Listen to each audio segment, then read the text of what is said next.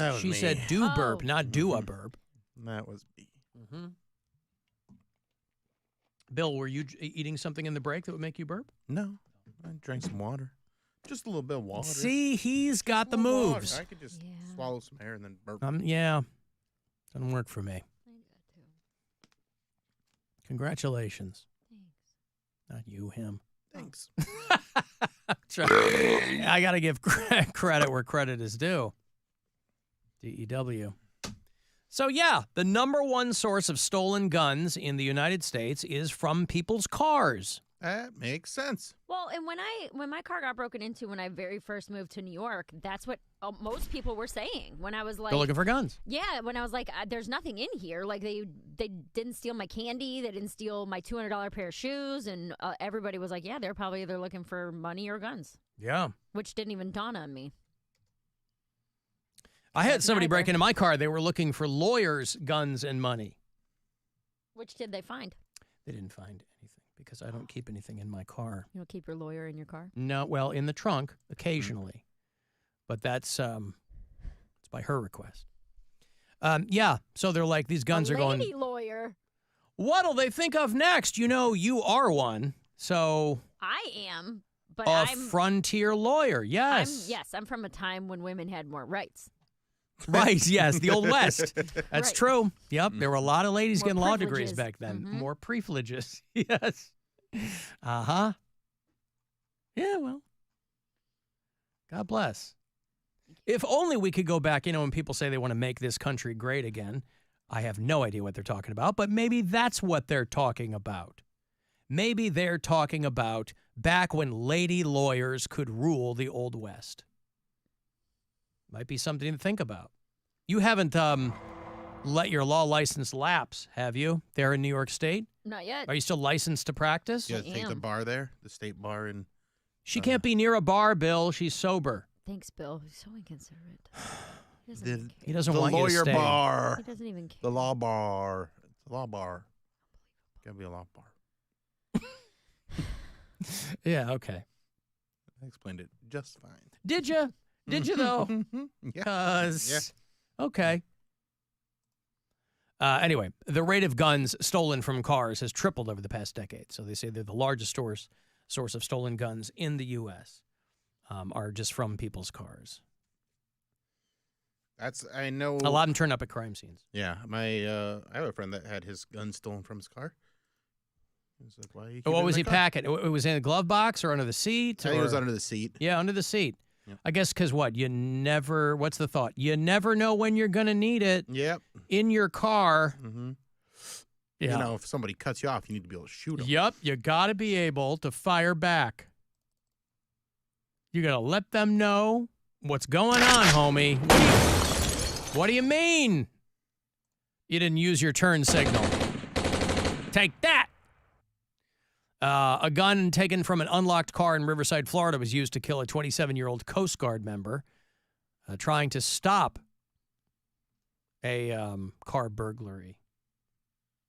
Well, that'll do it. People don't go to a mall and steal a gun from a locked car to go hunting. They say, obviously, these guns are going straight to the street.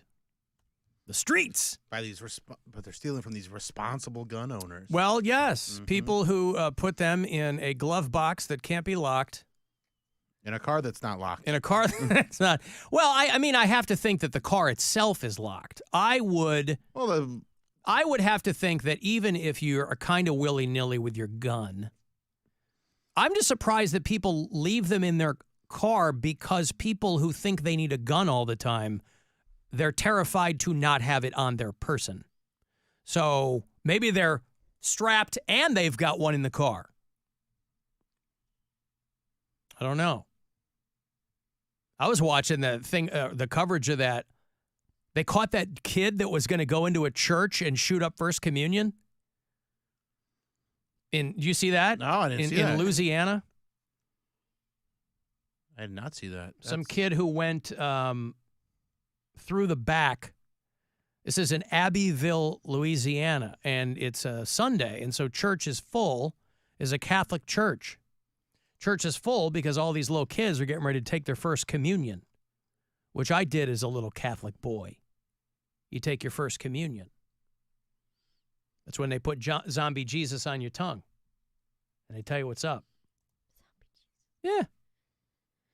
And they caught some kid trying to sneak in the back door, all dressed in black with a gun.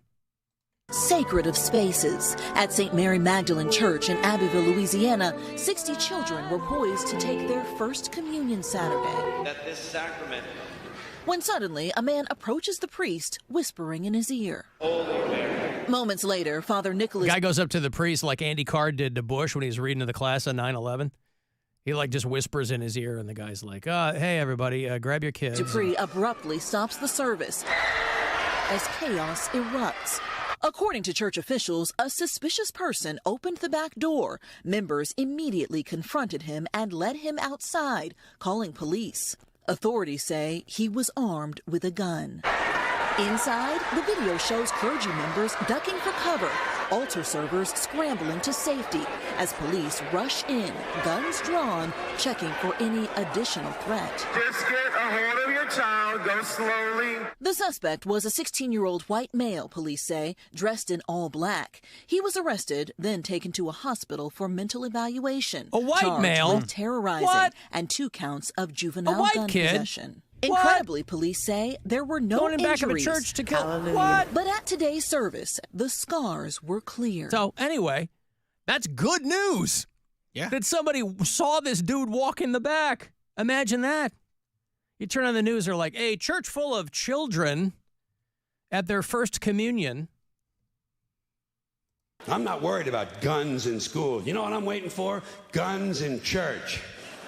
That's going to be a lot of fun. And it'll happen. You watch. Some nut will go f***ing ape in the church, and they'll refer to him as a disgruntled worshiper. Yeah, Carlin called it 25 years ago.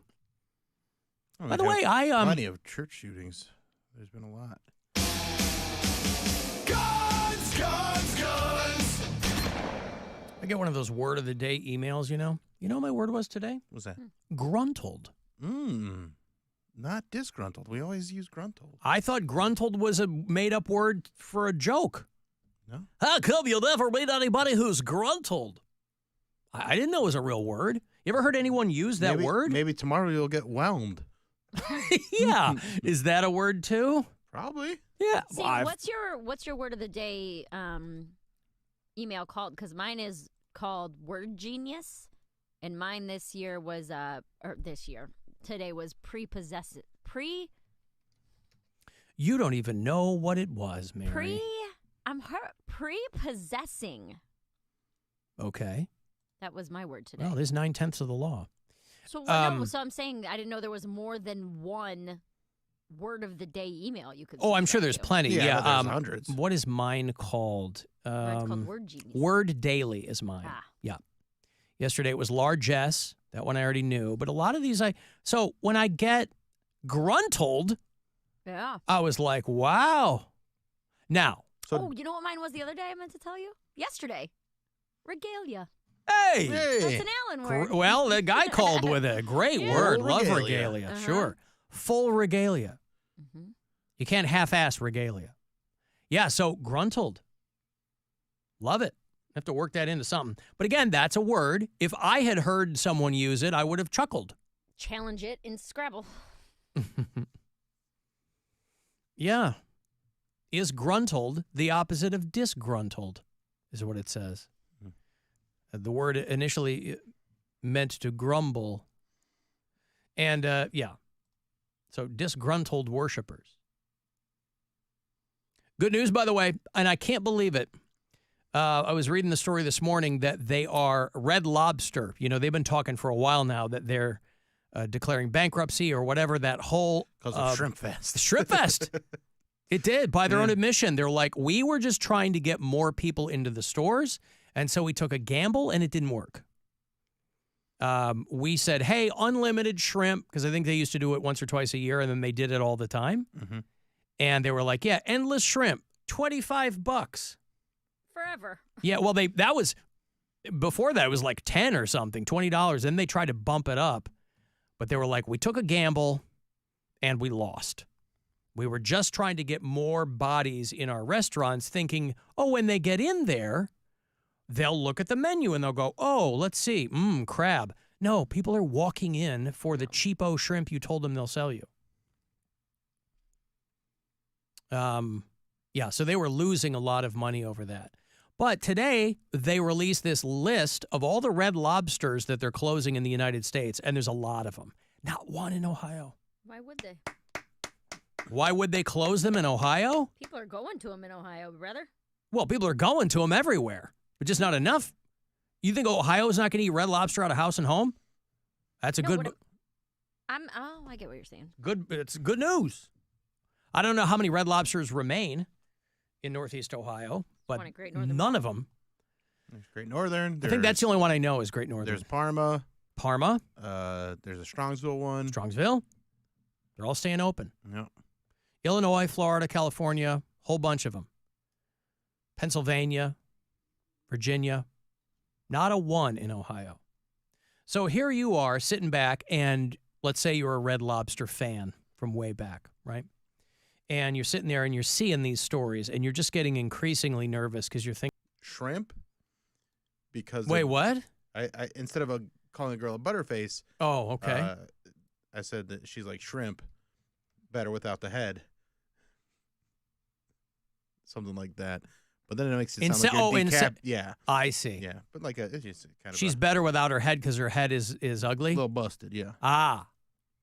I wouldn't have put that together. Yeah. He was really impressed by it, but I like explaining it to people. I go, not as good as I thought. But I told him I'd bring it up. You can't use so that guy. Brought it to the jury, and we are mistrial. Not feeling we've it. declared a mistrial. Yeah. So your Langosta Roja is still fully open here in Northeast Ohio, and you can take some solace in that. I was texting a couple of buddies of mine not long ago. I said, before all this news started to break, I said, we got to get to Red Lobster for that shrimp. Because once they told me that you could get it in a variety of ways, because I wasn't going to go if it was... Which way are you going to get it? No, he doesn't want scampi. It's I don't all want butter. I thought it was just the scampi. No. I'm like, I don't want the scampi. And then one of my buddies goes, no, you can get like popcorn. Mm-hmm. I go... Coconut. I'm in. I'm in. Strip is yeah. good. But I think they're back to doing it like... I don't think they're doing it all the time anymore, right? I don't know. I don't know what they're doing. Oh, we got to haul ass to North Olmsted. Just sit there and eat shrimp. My 21st birthday, we went to Red Lobster the day after or 2 days after. So my birthday's around Thanksgiving. And I got a strawberry daiquiri with my... Virgin strawberry daiquiri. No, I was 21. So I ordered like one of my first legal drinks. Yep. And my stepmom was being kind. She got like a Corona. Because we were with my family. And my brother got all mad at me and tried to scorn me for... drinking at lunch because I had a problem and it's not godly. In the Red Lobster, I got a Bible talk about how I didn't need to be drinking. They sound fun. Well, if he was going by the Bible, he shouldn't have been in that Red Lobster eating that shrimp anyway. Yeah. They hate that stuff in the Bible. That was. But that was like before I became really, really allergic to shellfish and when he was still a crazy religious person. It was the last time I was in a Red Lobster. Now he's not crazy anymore. He's a rational religious person. He's not as outspoken. No, he's still outspoken, but he's judgy. he's not as like, I don't even know if judgy is the right word. Like he used to be like a Bible beater. Like you are going to hell. Yeah, but the people who love to quote the Bible has nothing to do with the things they're mad about. Well, no, it was more like here's all the things you're doing wrong. Every conversation I had with him when he first became born again was always how I needed to change my life. And he would always be like, it's coming from a place of love. It's because I want you to go to heaven, blah, blah, blah. Well, no one's more annoying than a recent convert. Oh, yeah. In anything, religion or otherwise. Yeah. But that was around the time of the Red Lobster visit. Oh, Couldn't even enjoy my... Well, what always made me curious about Red Lobster is when it started to be considered a hood restaurant.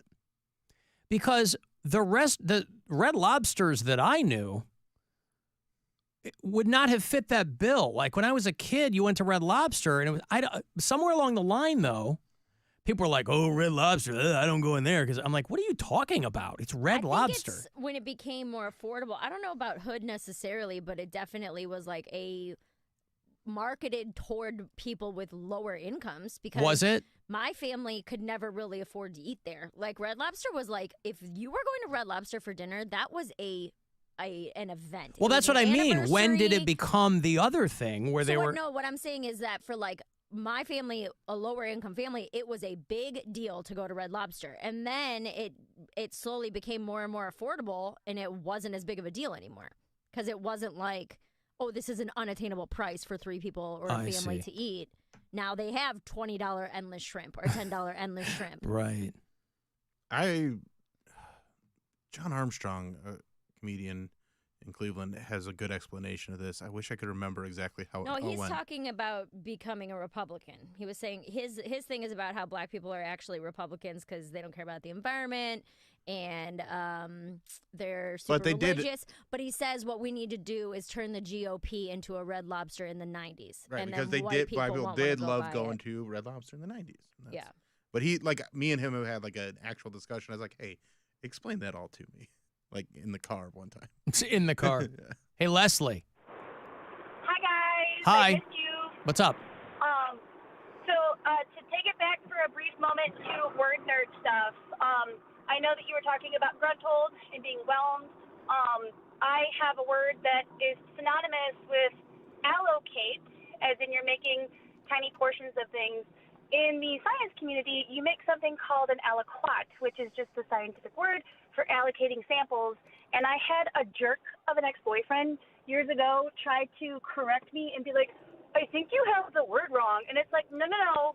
You can Google dictionary that shrimp and be able to check that out. But I just thought you might like to know another word thing that you're like, oh, didn't even know that was a word of use. Wait, so what's the word? It is an aliquot, ALQUIOT. Oh, wow. So it's synonymous with allocate, like you're allocating funds to something. But in this case, it's scientific stuff where you're aliquoting samples for storage. And there's another word that He I can't said, say. shut up, you stupid aliquot. Get out of my face. Well, that's another one. We can't say that one. No. All right, thank you, Leslie. Love you, bye. Bye. There you go. Aliquot. Aliquots. I got a break. Want to give me a text for anything, 35192. If you're listening on the iHeartRadio app, you can drop quick messages there, too. If you want to go see the Gilmore Project, you a Pink Floyd fan? Gilmore Project is coming through, celebrating the 50th anniversary of Wish You Were Here. They're going to do mid-June out at MGM Northfield Park. And at 4:30, I'll have your next shot to grab $1,000. The next keyword coming up from the Buzzard Bookie. This is the Alan Cox Show. Everywhere on our free iHeartRadio app or whatever smart device you have. Just tell it to play the Alan Cox Show on iHeartRadio.